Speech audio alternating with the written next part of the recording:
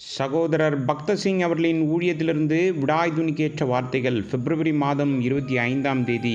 பெருமழை சுரிந்து பெருவெள்ளம் வந்து காற்று அடித்து அந்த வீட்டின் மேல் மோதியும் அது விழவில்லை. ஏனென்றால் அது கன்மலையின் மேல் அஸ்திபாரம் போடப்பட்டிருந்தது. மத்தேயு சுவிசேஷம் 7வது அதிகாரம் 25வது வசனம். நெகேமியா இடிந்து போன மதிலை கட்டுவதற்கு முன் அவைகள் எவ்வாறு உடைக்கப்பட்டது என்பதையும் வாயில்கள் எவ்வாறு அக்கினியால் சுட்டெரிக்கப்பட்டது என்பதையும் சுற்றி பார்க்கச் சென்றான். நாமும் தேவனுடைய வீட்டை மீண்டுமாக கட்டுவதற்கு முன் முதலில் மலட்டுத்தன்மைக்கான காரணத்தை கண்டுபிடிக்க வேண்டும். இந்நாட்களில் பல இடங்களில் விசுவாசிகளும் கிறிஸ்தவ தலைவர்களும் தங்கள் மலட்டுத்தன்மைக்கான காரணத்தை அறிந்து கொள்ள போதிய அக்கறை இல்லாமல் தேவ ஜனங்களிடையே மறுமலர்ச்சிக்காகவும் எழுப்புதலுக்காகவும் ஜெபிக்கிறதை பார்க்கின்றோம். நாங்கள் பாவம் செய்தோம் என்ற சில வழக்கமான வார்த்தைகளை பயன்படுத்துவதன் மூலமாக தேவன் தம்முடைய ஜனங்களின் மத்தியில் கிரியை செய்வார் என்பதை அவர்கள் காண முயற்சிக்கிறார்கள். இதையெல்லாம் மறந்து ஜெபம் செய்வதன் மூலம் தங்கள் லக்கை அடைந்து விட்டதாக அவர்கள் நினைக்கிறார்கள்.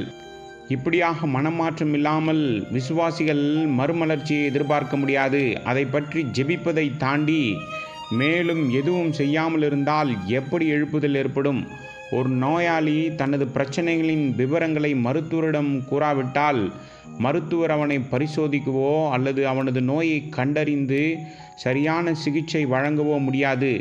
ஜெருசலேமின் மதில்களின் நிலை இஸ்ரவேல் புத்திரரின் பாவங்களின் காரணமாக இருந்தது. அவர்கள் இதை வெளிப்படையாக எதிர்கொள்ளவில்லை. பல ஆண்டுகளாக தேவன் அவருடைய அன்பினால் அவருடைய தீர்க்கதரிசிகள் மூலம் அவர்களை எச்சரித்தார். ஆனாலும் அவர்கள் தொடர்ந்து தேவனுடைய எச்சரிப்புகளுக்கு மிகவும் அலட்சியமாகவும் கீழ்ப்படியாமலும் இருந்தார்கள். அவர்களுக்கு போதுமான வாய்ப்புகளை கொடுத்த பிறகு தேவன் அவர்களுக்கு பாபிலோனின் ராஜாவாகிய நெபுகாத்நேச்சரை அனுப்பி அவர்களின் நகரத்தை அழித்து மதில்களை இடித்து நகரத்தின் நுழைவாயில்களை சுட்டெரித்தார். இந்த நாட்களிலும் இதே போன்ற சூழ்நிலைகளை நாம் காணலாம். விசுவாசிகள் மத்தியில் மலட்டுத்தன்மை இருக்கிறது. ஏனென்றால் அவர்கள் மனிதனால் உருவாக்கப்பட்ட பழக்க வழக்கங்கள், சம்பிரதாயங்கள், சடங்குகள் மற்றும் பாரம்பரியங்களை பின்பற்றுகிறார்கள். தேவனுடைய வார்த்தைக்கு கீழ்ப்படிவதை விட இவைகளை செய்வதே முக்கியம் என்று நினைக்கிறார்கள். ஆகவே அவர்கள் பிரச்சனையின் மூல காரணம் என்ன என்று கண்டறிய தவறுகிறார்கள்.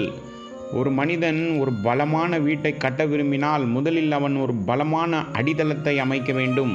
நமது வீட்டை பாறையின் மேல் கட்டினால் அது காற்றினாலோ புயலினாலோ வெள்ளத்தினாலோ வீழ்ந்து விடாது. கர்த்தராகிய இயேசு கிறிஸ்து தாமே நம்முடைய கன்மலையாயிருக்கிறார். கன்மலையாகிய அவர் மீது நாம் கட்டப்பட வேண்டும். அதாவது அவருடைய போதனைகள், அவருடைய அறிவுறுத்தல்கள், அவருடைய பரலோக சித்தம், அவருடைய பரலோக திட்டம், அவருடைய பரலோக ஞானம் மற்றும் பரலோக வல்லமை ஆகியவற்றின்படி கட்டுவதற்கான அவரது செயல்முறைகள் காணப்பட வேண்டும். எபேசியருக்கு நிருபம் 2வது அதிகாரம் 20வது வசனத்தில் அப்போஸ்தலர்கள், தீர்க்கதரிசிகள் என்பவர்களுடைய அஸ்திபாரத்தின் மேல் கட்டப்பட்டவர்களுமாயிருக்கிறீர்கள்.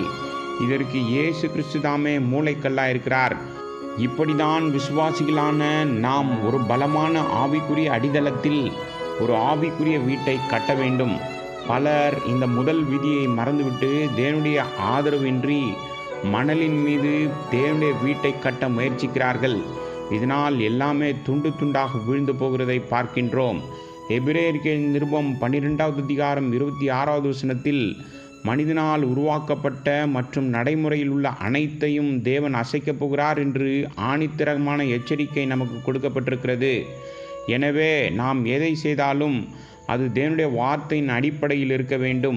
நம் ஊழியம் பலனளிக்க வேண்டும் மற்றும் எதிர்வல்லமைகள் சோதனைகளையும் நாம் எதிர்கொள்ள வேண்டும்.